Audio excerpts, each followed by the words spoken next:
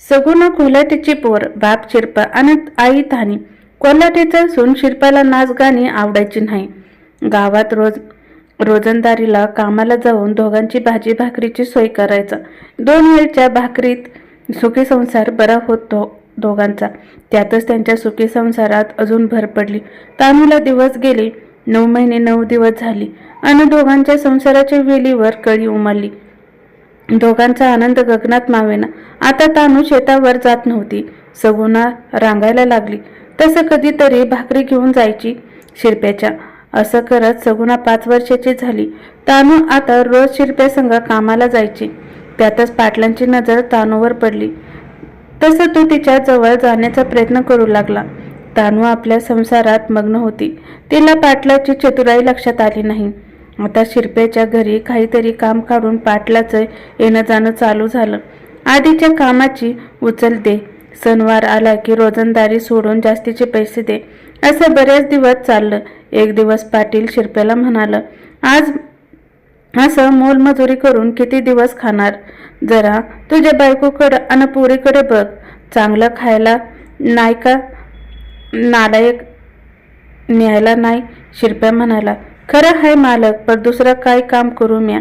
पाटलांनी खिशामधून 5,000 रुपये काढलं आणि शिरप्याच्या हातात ठेवलं. नग मालक, कशाला? माझ्या गरीबाकडून कवा फिटायचं? राहू दे, बघू कसं फिटत्यात ते पुन्हा. शिरप्या त्या दिवशी अगदी खुशीत घरी आला.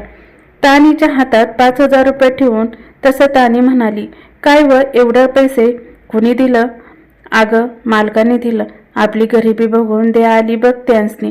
अगं बाई, देव माणूसच म्हणायचं की. होय ग, देव माणूसच हाय. 8 दिवस झालं पैसे देऊन. एक दिवस पाटलांनी शिरप्याला वाड्यावर बोलविलं. शिरप्या गेला. दाराबाहेरच उभा राहून, काय काम होतं का मालक माझ्याकडं? होय, तुला 5,000 रुपये दिल्यात मी. मला 2 दिवसात माघारी दे. अव पर मालक, म्या 2 दिवसात कुठून आणू एवढं पैकं? हे बघ शिरपा, मला तर 2 दिवसात पैसे पाहिजेत. तुझं तू बघून घे, काय करायचं ती. अव पर मालक, तुम्ही पर म्हणलास कवा बी दे म्हणून. होय, पण मला आता गरज आहे. त्याचं काय? बघ काय ते आणि मला सांग. शिरपा काळजीत पडला. कुठून द्यायचं पैसे? त्यांनी दिलं ते खर्च झालं. काय करावं त्या विचारात परत फिरला. तेवढ्यात पाटलाने हाक मारले. तसं शिरप्या गरकन माघारी फिरला. शिरपा, तुला पैसे द्यायला जमत नसेल तर माझं एक काम कर. बोला की मालक. एक काय? तुमच्यासाठी जो बी तयार आहे माझा. आज राजाच्या तानीला वाड्यावर लावू दे. तसा शिरप्या चौचाळला. पाटील, तोंड सांभाळा. दिवसा सपान बघताय का? तानीकडं वाकड्या नजरा बघता तर डोळा काढून हातात देईल. शिरप्या पाटील अंगावर आला तसा शिरप्यानं त्याला एका झटक्यात आडवा केला. बाकीचं गडी मधी पडलं आणि वाद सोडविला. शिरप्या रागात घरी आला. छपराला लावलेला कोयता घेतला आणि शेताकडे निघाला. मागं सगुना रडत होती. तानी हाक मारायला लागली, अव भाकर खाऊन जा की शेतावर. आणि शिरपा आपल्याच विचारात निघाला. पाटलांच्या पैशांचं काय करावं? पैसे देऊस तर त्याच्याकडचं शेतावर जावं लागल या विचारात रानात पोचला. मागून तानी न्यारी दुपारीच्या भाकरी बांधून लागलीच मागं निघाली. सगुना बी सोबत होती. दोघी बी शेतावर पोहोचल्या. भाकरी घेऊन शिरप्याकडे गेली. आव न्यारी करा आणि मग काम करा. चला बरं, मला भूक नाही, तू खाऊन घे. आव काय झालं हाय का भूक नसायला? बरं वाटत नाही का तुम्हासनी? झाडाखाली जाऊन पाणी घ्या बरं. तुला एक डाव सांगितलं, समजत नाही का? मला भूक नाही. काय झालं ते तानीला काहीच समजत नव्हतं. बाकीच्या बाया गडी कामावर आल्या तसं तानी बी त्यांच्यासोबत कामाला लागली. दुपार झाली तसं सगळी जेवायला सुटली. सगळ्या बाया बापे कामाला. शिरप्याकडं रोज घागरी भरून पाणी आणायचं काम असायचं. घागर घेऊन शिरपा रानातच निघाला. रागात निघाला. त्याच्या डोक्यातून पाटलाचं बोलणं काही जात नव्हतं. तो निघाला. 5-6 वर्षाची सगुनाच्या त्याच्या मागे लागली. सगुनाला खांद्यावर बसून गडी निघाला विहिरीवर. विहीर बरीच लांब खालच्या अंगाला होती. विहिरीवर पोहोचल्यावर सगुणाला खांद्यावरून उतरून सावलीत उभं केलं आणि रहाट्याची दोर घागरीला बांधली. घागर आत सोडणार तोवर पाटील तिथं पोहोचला. सगुणा सगळं बघत होती आणि काही कळायच्या आत शिरप्याला मागून ढकलून दिलं. शिरप्याला पोहता येत नव्हतं. शिरप्याला ढकलून दिल्यात बघितल्यावर सगुणा रडायला लागली. तसं पाटलाने सगुणाला उचलून घेतलं आणि विहिरीत जवळ आणलं. तुझ्या बाळाला टाकले तसं तुला आणि तुझ्या आईला बी टाकीन. रडलीस आणि कुणाला बी काय सांगितलंस तर. लहानगा जीव भिदरून गप्प बसला. सगुणाला तिथंच सोडून शिरपा बुडण्याची खात्री झाल्यावर पाटील बांधावर जाऊन ओरडू लागला, पळा लवकर, शिरपा विहिरीत पडलाय. पाटलाच्या हाकानं सगळेच घाबरून पळत सुटले. विहिरीजवळ जाऊन बघता तर शिरपा बुडलाल्या. ज्याला पोहता येत होतं त्याने विहिरीत उड्या घेतल्या. दोऱ्या बांधून त्याला वर काढलं, पण बराच उशीर झाल्यामुळं नाकातोंडात पाणी जाऊन शिरपा जग सोडून गेला. तानीचं जगच संपलं. तिथंच मटकन खाली बसून धाय मोकळून हंबरडा फोडला. सगुणा बेदरलेली सगळं बघून पण लहानगा जीव पाटलांनी केलेलं आणि बोललेलं तिच्या ध्यानात होतं. कुणाला काही सांगावं तर आई आणि मला पाटील मारून टाकील या भीतीनं पोर गप्प होती. पाटलाचा दाव फस्ते झाला होता. शिरप्याच्या क्रियाक्रमाचा सगळा खर्च पाटलाने केला. 10वा 13वा झालं. तानीला काय करावं समजत नव्हतं. पोरपदरात तिचं आणि स्वतःचं पोट भरायचं कसं ही पंचायत. तेवढ्यात पाटील घरी आला. शिरप्यासोबत काय झालं बिचारी तानीला मागसूम ही नव्हता. पाटील म्हणाला, ताने काय बी काळजी नको करू, मी हाय तुला जे पाहिजे ते सांग. तुला असं वाऱ्यावर नाही सोडायचो. शिरप्या माझ्या भावासारखा होता. मग असंच येण जाणं चालू झालं. पाटलाचं कधी धान्य दे, कधी पैसे दे असं करत तानीच्या जवळ जाण्याचं चालू झालं. तानी पाटलाच्या उपकाराखाली एवढी दबली की इच्छा नसून सुद्धा तिला पाटलाचं ऐकावं लागायचं. नंतर तिला याची सवय झाली. यातच 6-7 वर्ष निघून गेली. आता पाटील सालमूतपणे घरी यायचा. सगुणा बी आता मोठी झाली होती, पण अजूनही पाटलाचं भ्याल ढकललेली इसवरली नव्हती.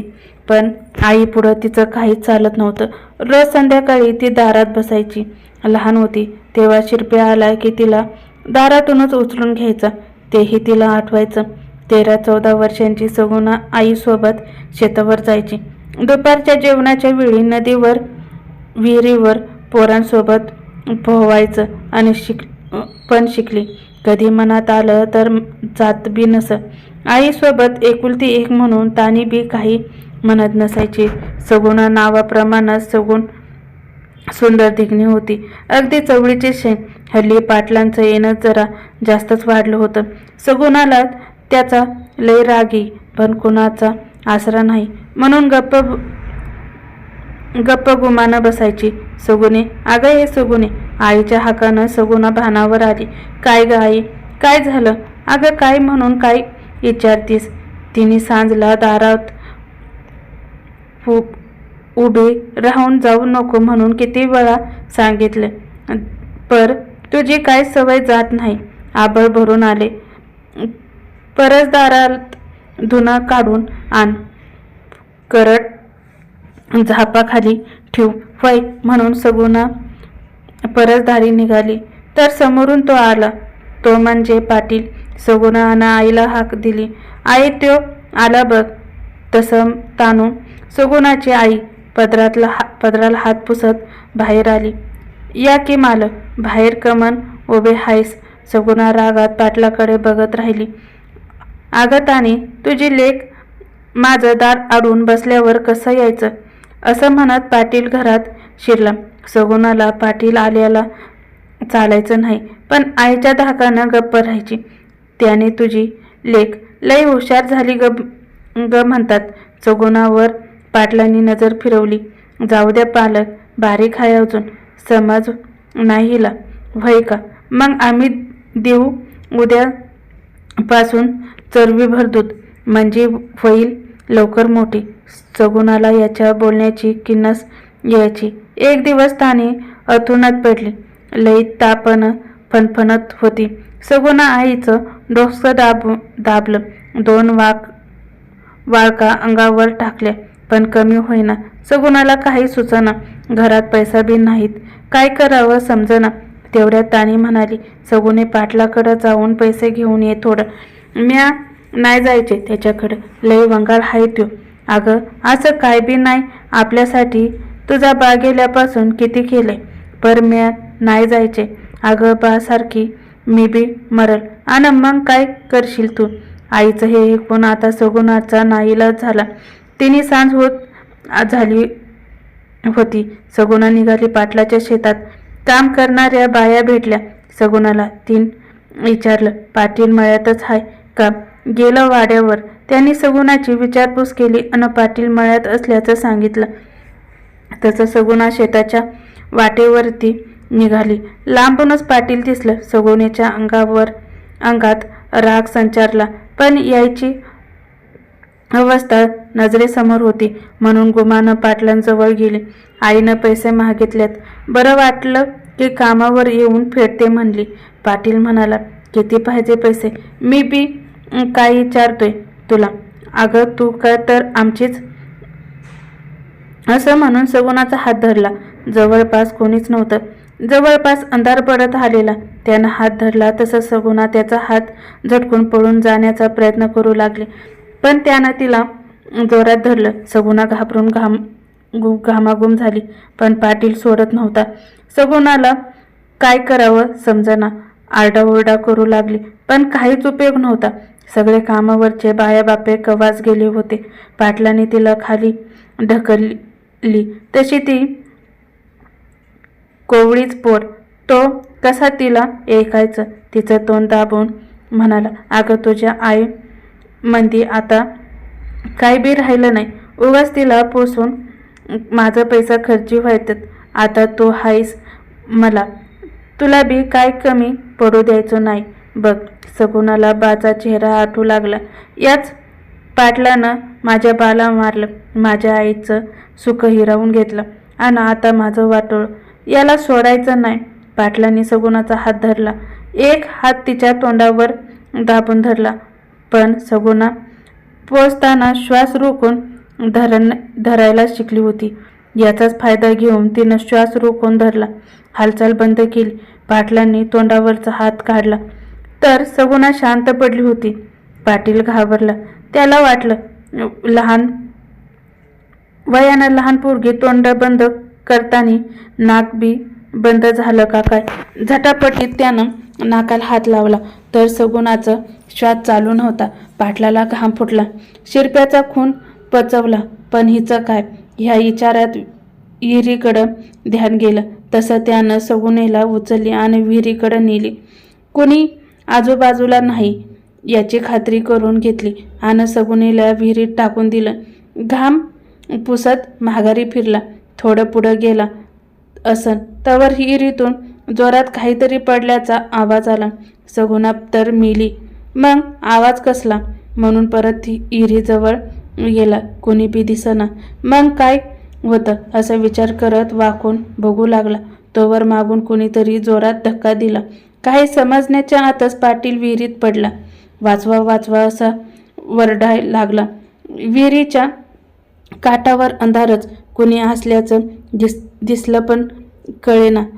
तशी सगुणा वरून बोलली, 3 खून केले तो तवा असाच माझा बिबा वरडला होता. पाटलाला काहीच समजेना. सगुणी तर मेली होती. होय मी मेले होते तुला मारायला. मी पुन्हा जिवंत झाले तर आता सगुणाला माहीत होतं पाटलाला पवता येतं नाही म्हणून. सगुणा मेली म्हणून पाटलाने तिला विहिरीत टाकली आणि त्यांच्याच रानात जाऊन सगुणा पवायला त्याच विहिरीत शिकली. पाटील तिला काढून पुढं होईस तर खडकावरून सगुणा भराभर वर आली. पाटील नाकातोंडात पाणी जाऊन बुडला होता. तिथंच सगुणा रडू लागली. बाच्या आठवणीत. घरी येऊन बादलीभर पाणी अंगावर वतून घेतलं.